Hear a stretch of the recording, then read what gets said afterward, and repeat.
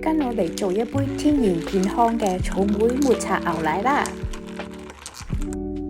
草莓120克，攪爛佢，抹茶2克，加入10克80到85攝氏度嘅熱水，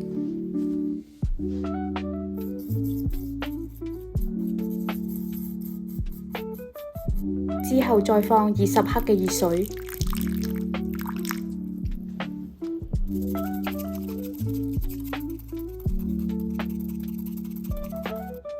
加入適量嘅煉奶，可以中和抹茶粉嘅苦味同草莓嘅酸味。哇，終於到最後步驟啦！加入冰塊，倒啲牛奶，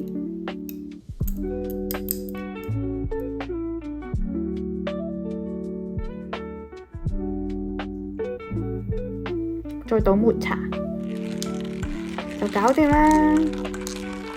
每一口都是滿滿的幸福感，拜拜。